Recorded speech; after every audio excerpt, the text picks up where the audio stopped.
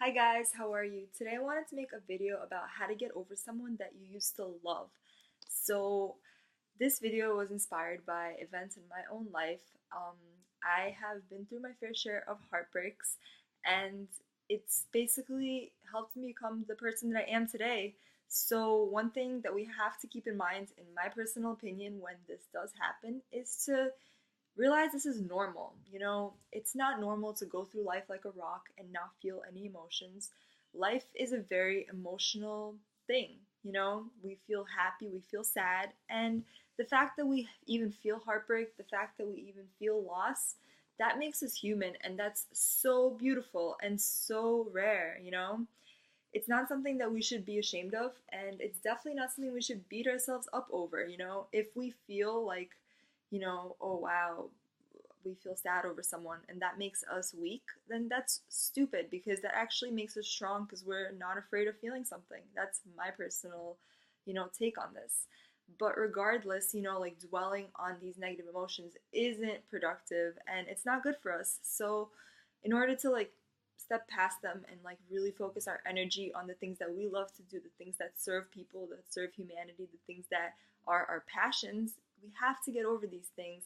We have to get over our past. We have to learn our lessons and move on. So without further ado, I just want to start this video about like my suggestions, and I want to organize this video into like a few simple sections. So the first section, I want it to be like the beliefs and the questions, like that we should actually, the first section will be the questions we should be asking ourselves when we're really trying to analyze whether or not we should be forgetting this person. The second section is going to be beliefs that we should have going in. And the third section is going to be about what we should do now that we're getting over a person, or now that we've gotten over a person and we just don't want to go and fall back into that trap of feelings anymore. So, questions we should be asking ourselves. Okay, one question is, who is this person really?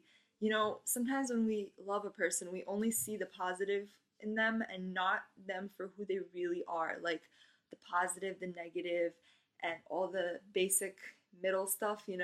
We just see what's good in them, and then all of a sudden, like our rose colored glasses fall off and we see them for what they really are. Honestly, when we're really trying to figure out whether a person is worth it to keep in our lives or not, if a person is, you know, a person that we want to get over or that we want to pursue something with, we got to see who they are for what they are really. Like, are they a good person? Are they giving? Are they kind? These values, you know, I think that they're fundamental human values. If a person is not a nice person, if a person hasn't treated people well or hasn't treated you well, why would you even really want to hold on to that?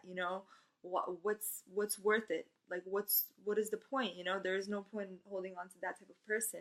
You only really want good people in your life. Life is too short to surround yourself with people who are shady or people who have questionable morals. So, yeah, what kind of person are they? Are they a good person? Ask yourself these questions. Another question, very similar along those lines, is, would I want my kid to be dating a person like this? If your answer to that question is no, then probably you shouldn't be with a person like this, because we want the best for our kids and we should want the best for ourselves too, duh. So, yeah, like what would our kids want to be with a person? Would we want our kids to be with a person like this?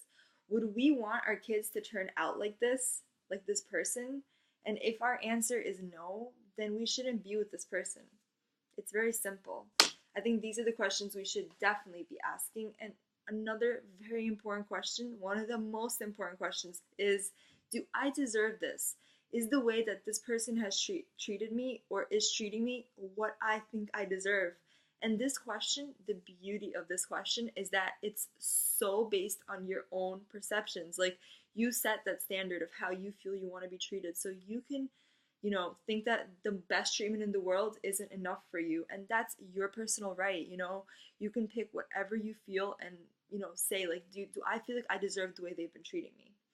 And if you don't feel like you deserve that, if you feel like you deserve better, or if you don't feel like it's enough, then that's your personal right to terminate the relationship, to move on, to forget them, and to move on with other people, enjoy your life, you know?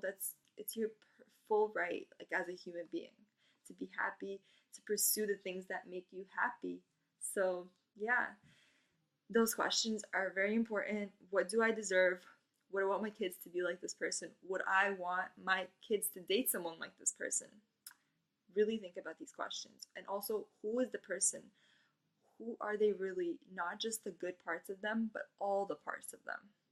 Very important questions. So, the second section of the video, I just wanted to be about the beliefs that we should have. Like the beliefs we should have when we are trying to analyze whether this person is meant to be for us or whether we should get over them. So the first belief you should have always, which is a very accurate belief, is that you don't have forever. Time is not an unlimited commodity. We all don't have forever. Time is ticking, and we can't always have this time, especially like in our lives. If we have like a timeline of how we want our lives to go, you don't have time to like waste. You have to, if you are going to be wasting time, at least waste it in a pleasant way, but don't waste it with someone who makes you feel pain, or whose memories of holding on to them make you feel pain. You don't have forever to find what you're looking for. So if something isn't what you're looking for, it's better to get rid of it now, you know what I mean, than to waste your life. So know that you don't have forever, because if you have this little, I don't know, like iffy feeling like, oh, it's okay, whatever, then your life is just going to fly by and you're not going to ever get what you want. And that's sad. So we don't want that. So that's the first belief. You don't have forever. The second belief is that you have to understand that you're valuable and you're special. So whether or not you have them in your life or not, it doesn't make you any less valuable. So actually, you're super valuable on your own, and whether they're in your life or not, it doesn't raise or lower your value. So you don't really need this person. That's the thing. You're holding on to a person and not letting them go because you think that on some level, fundamentally, that you need them, that they raise you up and that they make your life better. But that's not necessarily so. And in fact, it's not so no matter how great this person is, because all your value ultimately comes from inside, from yourself. So that's the second belief that you really should have. The third belief that you need to have when getting over things is realizing that no matter what, you're always better off alone than settling with someone who makes you feel alone or who makes you feel not fully satisfied. Here's why. When you're alone, you have this space in your life to attract whatever you're looking for. But if you're with someone who makes you not fully happy, they kind of like take up that space, and you can't really attract what you're looking for, and you can't really work on yourself because you're just worried about like what you have with them.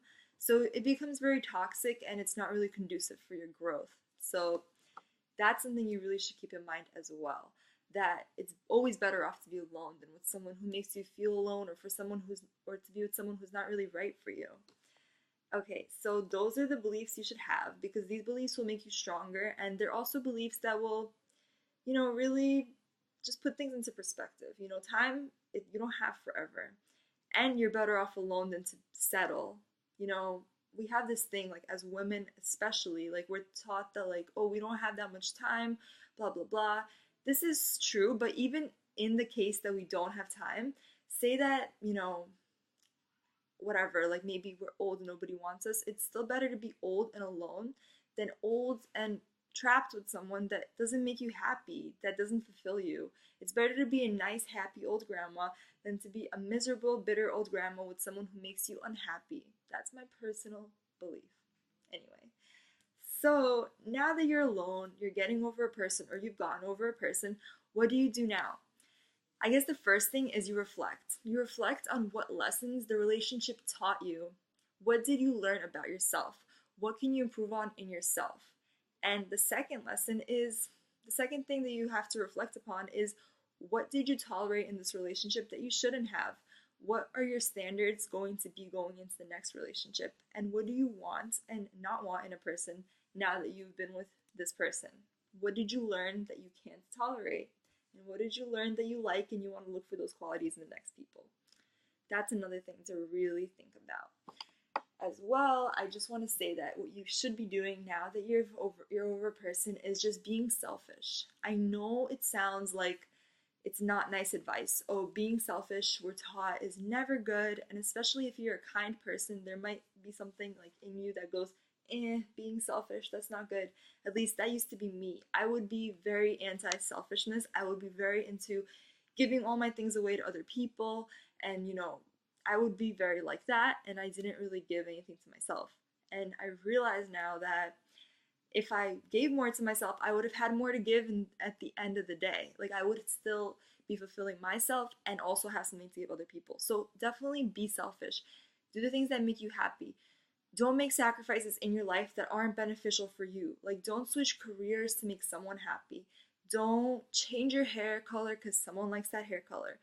Don't change your style because they like that style. Don't make these changes for other people, but do what makes you happy and listen to your heart about what makes you happy. You don't have to feel as though, oh, now you've just gotten out of a relationship, now you have to do these things that you feel like other people want from you. No. Do the opposite. Do what you think that you want from you, and do something that will make you feel secure in the future. Like, I don't know, maybe save your money and invest it into something that will be very beneficial for you. Not necessarily what people tell you to do, but what you know is best for you. Just remember to do what's best for you, and then you're gonna attract someone right into your life, and that's ultimately what you gotta do.